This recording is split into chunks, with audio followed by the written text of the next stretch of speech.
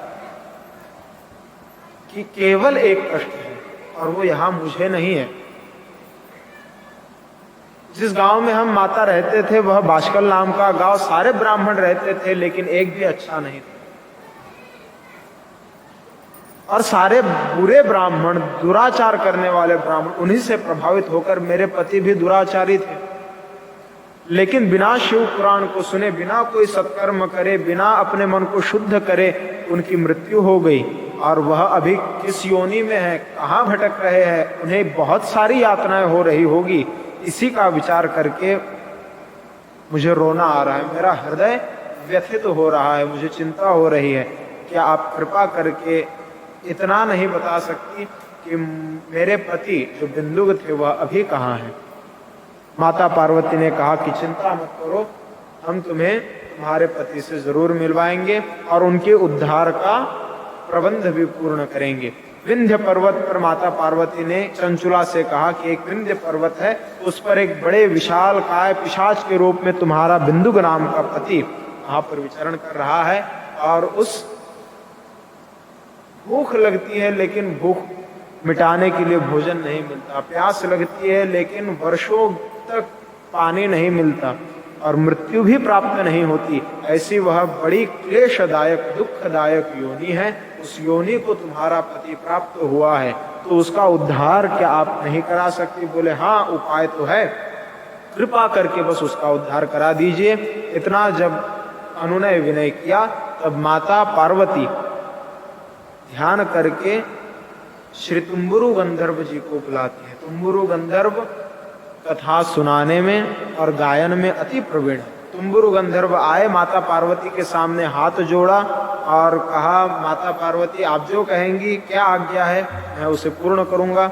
और माता पार्वती ने आज्ञा दी, विंध्य पर्वत पर मेरी चंचुला नाम की सखी का पति जो मरने के बाद बड़ा भयानक पिशाच हो गया है, उसको उस योनि से मुक्ति दिलाने के लिए तुम्हें विंध्य पर्वत पर जाकर वहां शिव महापुराण की कथा सुनानी होगी और उसे उस योनि से मुक्ति दिलानी होगी। माता पार्वती को प्रणाम करके गंधर्व वहां से चला गया। तुम्बुरु गंधर्व विंध्य पर्वत पर पहुंचा, बड़े पाश में उस पिशाच को बांधकर शिव महापुराण की कथा का आरंभ उसने किया। बोलिए शिव शंकर भगवान की, श्री शिव महापुराण की जय।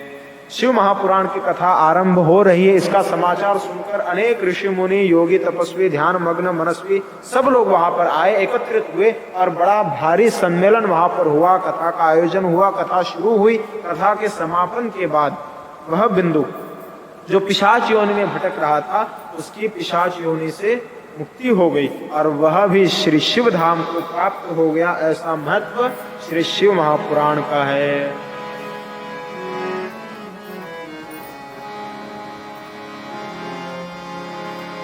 ओम नमः शिवाय, ओम नमः शिवाय, नमः शिवाय, ओम नमः शिवाय, ओम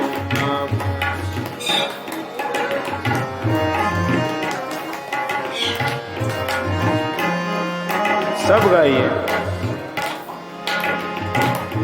नामस्मरण में इतनी शक्ति है कि स्वयं भगवान अधीन हो जाते हैं। नमः शिवाय, ओम नमः शिवाय, हर हर बोले नमः शिव। गाइए नमः शिवाय,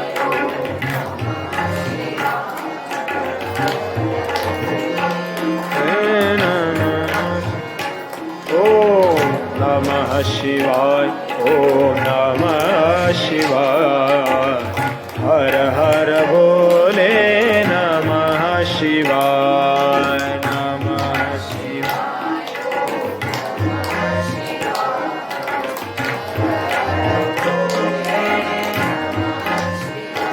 ओम नमः शिवाय, ओम नमः शिवाय, हर हर बोले नमः शिवाय, नमः शिवाय, ओम नमः शिवाय, हर हर बोले नमः शिवाय, ओम नमः शिवाय, ओम शिवाय, हर हर भोले नमः शिवाय, ओम नमः शिवाय, ओम नमः शिवाय, हर हर भोले नमः शिवाय, ओम नमः शिवाय, ओम नमः शिवाय, हर हर भोले नमः शिवाय, हर हर भोले नमः शिवाय, हर हर भोले नमः शिवाय, हर हर भोले नमः शिवाय, हर हर भोले नमः शिवाय, ओम नमः शिवाय, ओम नमः शिवाय, हर हर भोले नमः शिवाय, ओम नमः शिवाय, ओम नमः शिवाय, हर हर भोले नमः शिवाय, ओम नमः शिवाय, ओम नमः शिवाय, नमः शिवाय, ओम नमः शिवाय, नमः शिवाय, ओम नमः शिवाय, नमः शिवाय, ओम नमः शिवाय, नमः शिवाय, नमः शिवाय, हर हर भोले नमः शिवाय,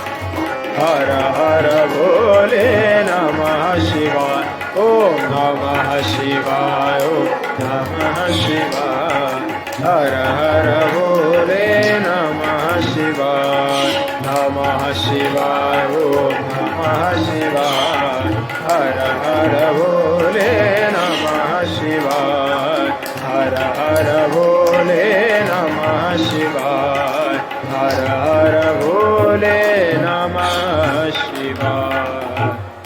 ओम शिव शंकर भगवान की जय। श्री शिव महापुराण की। नमः पार्वती पते हर हर महादेव शंभो। शंकर भगवान की है शिव महापुराण की कथा सुनने से क्या होता है, उस आधार पर कुछ कथाएं सूत जी महाराज जी ने कही। कथा कहने के बाद शौनक जी महाराज अत्यंत प्रसन्न हो गए सुनने के बाद, और उन्होंने कहा कि यह कथा तो परम पावन है, पतितों को भी पावन कराने वाली है, तो सबका उद्धार होगा, यह सुनिश्चित हो गया महाराज। लेकिन इस कथा को सुना कैसे जाता है, क्या नियम है, इस कथा को सुनने के क्या नियम है, सुनने वाला कैसा होना चाहिए, आयोजन कैसा होना चाहिए, इसका भी वर्णन है, सारी बातें हैं। अच्छा, सुनने वाले को कोई व्रत करना पड़ता है क्या, यह सारी बातें उन्होंने पूछी। तब सूत जी महाराज कहते हैं कि सुनने वाला सबसे पहले निंदा को त्याग दे। साप्ताहिक अनुष्ठान जब भी शिव महापुराण का होता है तो उन कथा को सुनने वाला नियमित रूप से कम 7 दिन किसी की भी निंदा ना करे, किसी के बुरे कर्मों का उच्चारण अपने मुख से ना करे। कोई कितना भी बुरा कर्म करता हो तो उस कर्म में अपनी रुचि ना बढ़ाए, उस कर्म का वर्णन अपने मुख से ना करे। कोई कुछ भी कहे, किसी की भी निंदा ना करे, किसी पर क्रोध न करे, भगवत भावना से अपने मन को संभाल कर रखे। जो भी हमें दिखते हैं उन सभी को ईश्वर रूप में पूजने की वृत्ति को बनाए रखें। अच्छा महाराज, कोई व्रत करना पड़ता है क्या? बोले हाँ, व्रत तो करना पड़ता है। तो व्रत कौन सा है और वह कैसा है? बोले व्रत ऐसा है कि 7 दिन जब कथा चलती है तो 7 दिनों तक केवल पानी पीकर कथा श्रवण करने वाले श्रोताओं को रहना चाहिए। बोले महाराज, केवल पानी पीकर तो नहीं रहा जाएगा 7 दिनों तक। तो बोले ठीक है, केवल पानी ना पियो तो सुबह सुबह 1 गिलास दूध पी सकते हो। बोले महाराज, फिर भी नहीं रहा जाएगा।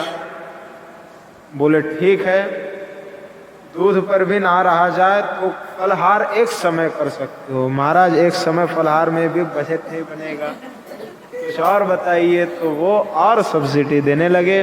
उन्होंने कहा कि ठीक है, एक समय फलहार नहीं तो 2 समय फलहार कर लो महाराज, काम करना पड़ता है। खेती किसान वाले अगर हो, खेती वाले हो तो फिर वो दिन भर श्रम करते हैं, सिर्फ फल पर भी नहीं रहा जाएगा। ठीक है, एक समय भोजन करो, एक समय फलहार करो। फिर भी नहीं अगर किसी का बनता हो तो वो क्या करे, वो कथा नहीं सुने क्या? नहीं सुने, 2 समय भोजन करके कथा सुने। अच्छा, 2 समय भोजन करके भी अगर किसी को नाश्ते की जरूरत पड़ जाए तो क्या करे? तो बोले चलेगा, नाश्ता भी करो लेकिन उतना करो जिससे नींद ना आए। और अगर कोई नाश्ता करके भी 2 समय भोजन करके भी चाय पीता है, बीच में बिस्कुट खा लेता है, कहीं जाता है तब उसको सामने अगर प्लेट आ जा रहा नहीं जाता तो वह क्या करे? तो महाराज ठीक है, 5 समय भोजन करो लेकिन कथा को जरूर सुनो। कथा को सुनने का नियम कड़ा है, कठिन है, सबके लिए वह आचरण करने के लायक नहीं है, सब नहीं कर पाते, सब उस पात्रता की नहीं है। 88,000 ऋषि मुनि जो थे वह सारे ऋषि मुनि सैकड़ों वर्षों तक समाधि का अभ्यास करने वाले थे। मतलब 7 दिन उनके लिए भूखा प्यासा रहना यह उनका नित्य का अभ्यास था, इसीलिए उन्होंने जो नियम बताए। लेकिन शौनक जी महाराज जो कथा श्रवण करने में बड़े कुशल है, उन्होंने जो यह पूछा, जो यह सहूलत दी, सब्सिडी दी कि चलो छूट दी कि चलो चलेगा, ठीक है भोजन करो लेकिन कथा को सुनो, तो उन्होंने कलयुग के लोगों के लिए यह छूट दी। लेकिन फिर भी उन्होंने कहा कि इतना खाओ जिससे कथा सुनते समय आलस ना आए। कथा को श्रवण करने के पहले 1 घंटा कुछ ना खाओ। कथा को श्रवण करने के पहले 1 घंटा कथा के वक्ता को पानी भी नहीं पीना चाहिए। बाकी बातें तो बहुत दूर की है। यह सारे नियम उन्होंने बताए और तब जाके फिर कथा को सुनो। और कथा को सुनना भी कैसे है वह भी उन्होंने बताया कि कथा को सुनने वाला 7 दिनों में कभी भी किसी पतिव्रता का, किसी सती का अपमान ना करे, किसी सती का, किसी पतिव्रता का अनादर हो ऐसी भाषा का उपयोग, उसकी निंदा ना करे।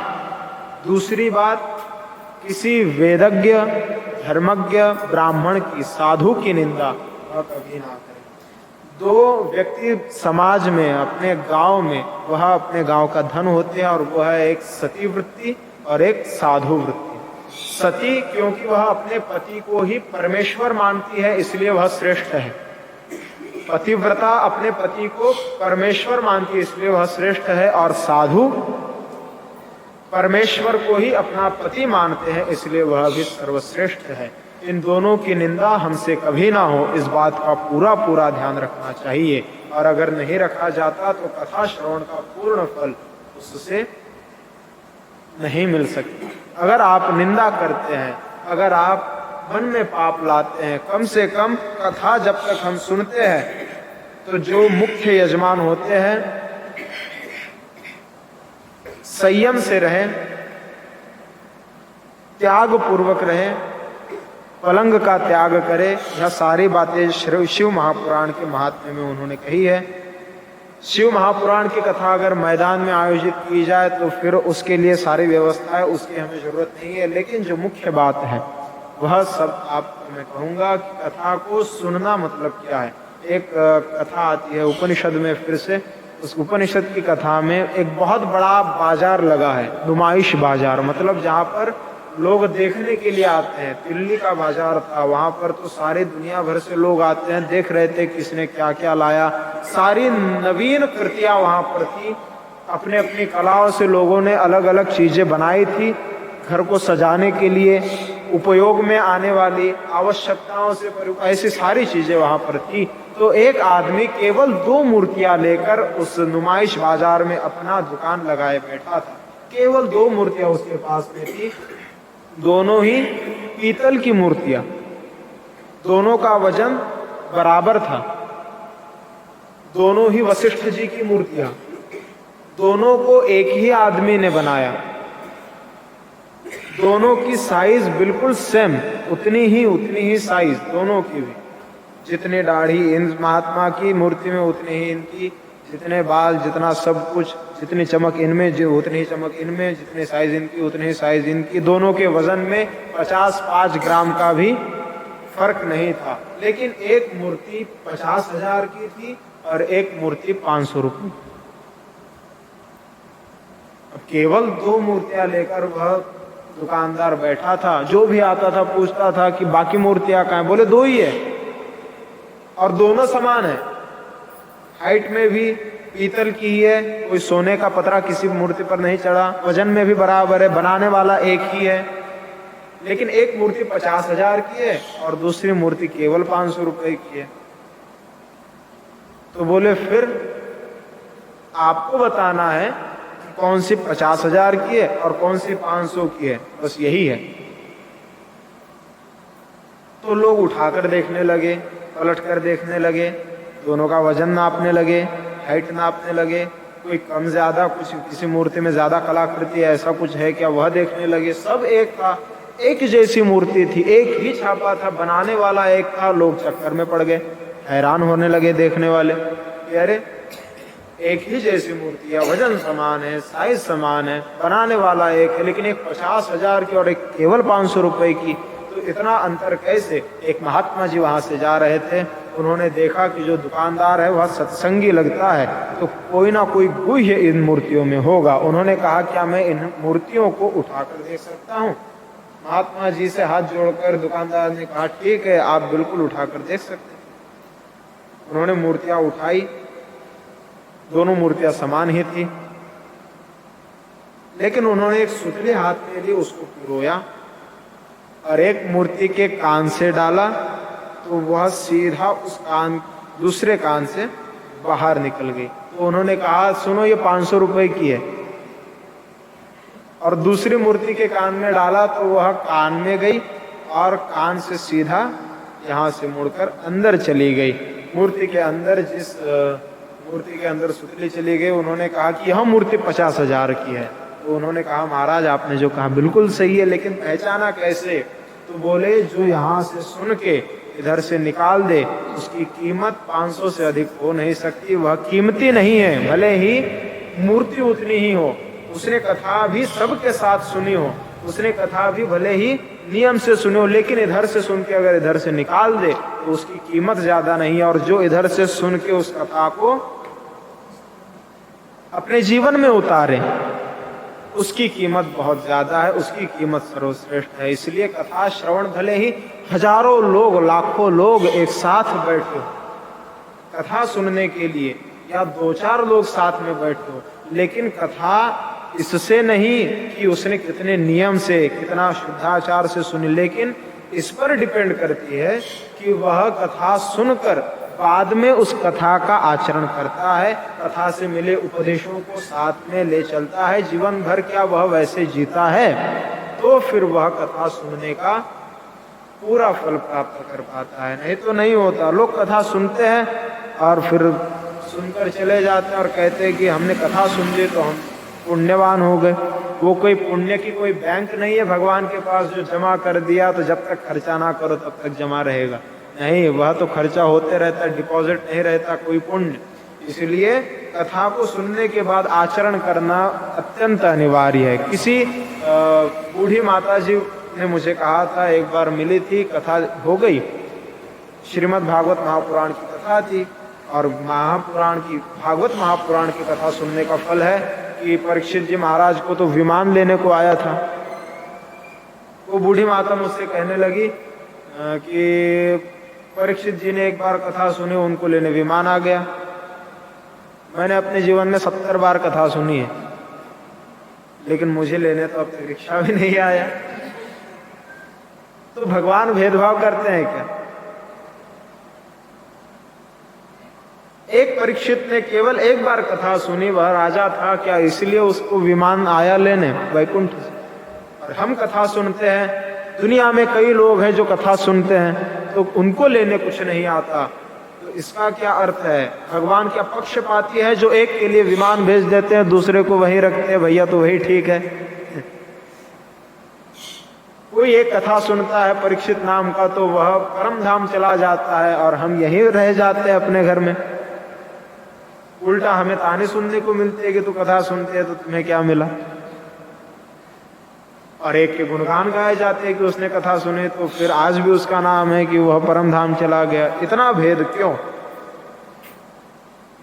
इसका उत्तर है कि विमान जो हम सुनते हैं, जो हम समझते हैं कि कोई उड़कर आएगा और हमें बैठा कर ले जाएगा, वह विमान वह नहीं है।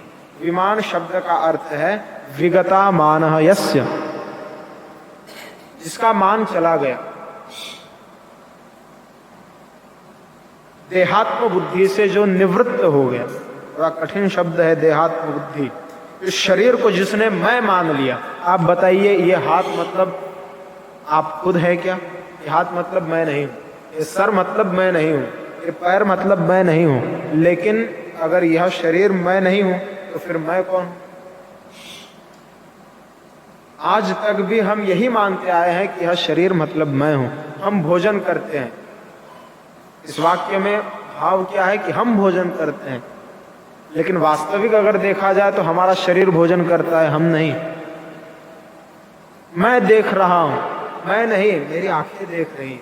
यह भाव हम भूल जाते हैं और उस आंखों की जगह पर मैं यह भाव लाते हैं, अहमता, कि मैं यह कर रहा हूं, मेरी वजह से यह हुआ, मैंने यह किया। यह सारी बातें देहात्म बुद्धि से कहते हैं कि हम अपने शरीर को ही मैं मान बैठे। संत इससे बाहर चले गए। वह कहते हैं कि देह बुद्धि जब तक चली नहीं जाती तब तक परमार्थ हो नहीं सकता। इसलिए देह बुद्धि को हटाने के लिए कथा श्रवण करनी चाहिए। विगता मानः यस्य, जिसका मान चला गया। मान मतलब यह अभिमान, यह अहमता, यह देहात्म बुद्धि की मैं देह हूं। मरने के बाद हम कहते हैं कोई मनुष्य मर गया, कोई कहते हैं कि इसने देह छोड़ दिया, कोई कहते हैं वह शांत हो गए, कोई कहते हैं वह चले गए। वह चले गए मतलब क्या है? देह तो यही है, लेकिन अंदर की जो चैतन्य शक्ति थी वह चली गई। और उसी चैतन्य शक्ति को जब मैं हम समझ लेते हैं, मतलब वह चैतन्य शक्ति ही मैं हूं, यह जब अनुभव हो जाता है, तब उसके बाद फिर मनुष्य को दुख नहीं बाधते, मनुष्य को विमान प्राप्त हो जाता है। हनुमान का अर्थ क्या है? हनुमान जी के कई नाम हैं, बजरंगबली, मारुति, लेकिन हनुमान कहते हैं जिसने अपने मान का हनन कर लिया। हनुमान जी कथा प्रेमी हैं, वह कथा सुनने में बड़े मतलब श्री राम जी की कथा सुनने में जो सबसे प्रवीण है, कथा सुनने के लिए ही वह इस धरती पर रहे। जब राम जी अपने धाम जा रहे थे लीला करके सब, तब हनुमान जी ने कहा कि क्या आपके धाम में आपकी कथा सुनने को मिलेगी? भगवान ने कहा वहां कथा की क्या जरूरत, मैं स्वयं हूं। तो उन्होंने कहा आप नहीं चाहिए, आपकी कथा चाहिए। तो आपकी अगर कथा वहां पर सुनने को मिलेगी तो आऊंगा, नहीं तो मैं यहीं रहूंगा। तो उन्होंने कहा भगवान ने कि वहां कथा तो नहीं है, इसलिए हनुमान जी केवल कथा सुनने के लिए यहाँ पर रहे हैं, इसलिए उन्हें हनुमान कहा जाता है। उन्होंने अपने मान का हनन कर लिया कथा सुन के। मान का मतलब देहात्म बुद्धि से वह दूर हो गया, और जो देहात्म बुद्धि से दूर हो जाता है वही केवल अपने कथा सुनने का पूरा फल प्राप्त कर पाता है। मैं शरीर नहीं हूं। कई संतों ने इसका जब बताया कि एक माला लीजिए, 108 मणियों की माला होती है ना। क्यों होती है 108 मणि उसमें? उसका एक गणित है। जो दिन भर में हम श्वास लेते हैं 24 घंटों में, वह है 21,600। 12 घंटे मतलब दिन भर में जो हम श्वास लेते हैं वो है 10,800। 10,800 में से 2 शून्य निकाल दीजिए तो हो जाते हैं 108। और ऐसी ऐसी कितनी मालाएं करनी हो, ऐसी ऐसी मालाएं करनी है जब तक 21,600 मणि पूर्ण ना हो। कहते हैं 20 मालाओं का जप करना चाहिए, 21 मालाओं का जप करना चाहिए, तब वह जप मतलब वह मंत्र सिद्ध हो जाता है। आप श्री शिवाय नमस्तुभ्यम इस मंत्र का अगर माला पर जप करते हैं और प्रतिदिन एक अनुष्ठान के रूप में सुबह नहा धोकर पवित्र होकर ब्रह्म वेला में 4 बजे उठकर 5 बजे से अगर आप बैठ जाते हैं और फिर श्री शिवाय नमस्तुभ्यम इस मंत्र का जाप करते हैं, तो अगर आप 21 मालाएं रोज करते हो या 11 मालाएं रोज करते हो तो 40 दिनों के अनुष्ठान से वह मंत्र आपका सिद्ध हो जाता है। और उस मंत्र को याद करके आप जो कर्म करते हो वह कर्म आपका कभी विफल नहीं हो। 10 बार या फिर 11 बार 11 मालाएं एक मंत्र। मैं ये नहीं कह रहा हूं केवल श्री शिवाय नमस्तुभ्यम नहीं, तो किसी भी मंत्र को, जिस मंत्र में आपकी श्रद्धा हो उसका अनुष्ठान करिए। 21 दिनों का अनुष्ठान, 40 दिनों का अनुष्ठान, तो 40 दिनों का एक मंडल होता है।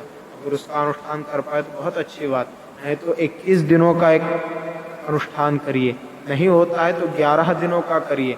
नहीं होता है तो 7-7 दिनों का ही कुछ दिनों बाद तक करते रहिए। मतलब एक बार 7 दिन कर लिया, फिर कुछ दिन गैप दिया, फिर 7 दिनों का कर लिया, फिर कुछ दिन गैप दिया, इससे वह मंत्र सिद्ध हो जाता है। और इस शिव महापुराण का सर्वोच्च मंत्र है श्री शिवाय नमस्तुभ्यम। एक तो यह, और दूसरा मंत्र है ओम नमः शिवाय। लेकिन ओम नमः शिवाय यह बीज मंत्र है, क्योंकि इसके आदि में ओम शब्द आता है। ओम शब्द जिसके भी आदि में आता है, जिस मंत्र के भी पहले ओम का उच्चारण करना पड़ता है, वह मंत्र है बीज मंत्र। उस मंत्र को जपने के बड़े नियम होते हैं। उस मंत्र को अगर हम गलत जपते हैं तो फिर उससे हानि भी हमारी हो सकती है, उससे फायदा नहीं नुकसान ही होगा अगर गलत जप हम करते हैं तो। इसीलिए श्री शिवाय नमस्तुभ्यम सुरक्षित मंत्र है और सबके लिए अत्यंत उपयुक्त कल्याणकारक मंत्र है। अगर आप 11 दिनों तक 11 माला रोज करते हैं सुबह उठकर श्री शिवाय नमस्तुभ्यम श्री शिवाय नमस्तुभ्यम, यह उंगली माला की किसी मणि को नहीं लगनी चाहिए। इस उंगली से मणि को खिसकाते हैं और 11 माला रोज 11 दिन या फिर सप्ताह भर, एक सप्ताह नियमित रूप से अनुष्ठान के रूप में एक भी दिन न छोड़ते हुए, सारे कामों को बाजू में रखते हुए अगर आप करते हैं तो माला के जप से 11 माला के जप से 7 दिनों में आपकी मंत्र सिद्धि होती है। और उस मंत्र का इतना प्रभाव है कि आपका समाज में, आपका अपने करते जो आप कर्म करते हैं उस कर्म में सफलता आपको निरंतर प्राप्त होती रहेगी। और ऐसे ऐसे कितनों को अनुभव आया है, आप भी उसका अनुभव ले सकते हैं। श्री शिवाय नमस्तुभ्यम यह सबके लिए खुला मंत्र है जो अनेक महात्माओं ने दिया है और श्री शिव महापुराण का सबसे मूल मंत्र है। इसलिए शिव महापुराण पतितों के उद्धार के लिए सर्वश्रेष्ठ पुराण। बोलिए शंकर भगवान की जय। श्रीमद् शिव पुराण की जय। नमः पार्वती पतये हर हर महादेव। हरिपाठ में तो सर्वोत्तम केवल इसी को कहा गया है साधन, नाम स्मरण सर्वोत्तम।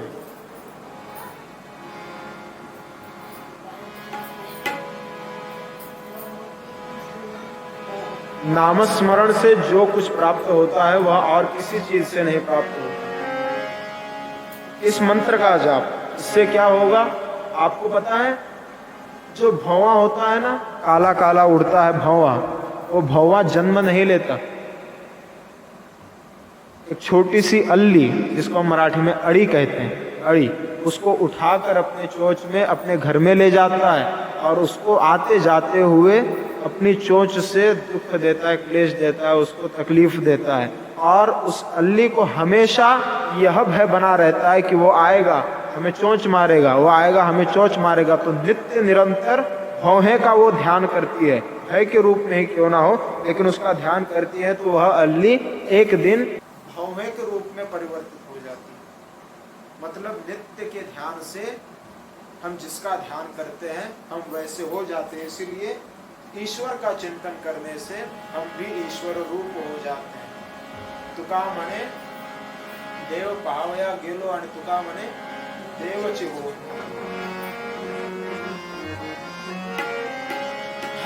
चा नाम स्मरणाने हरि चा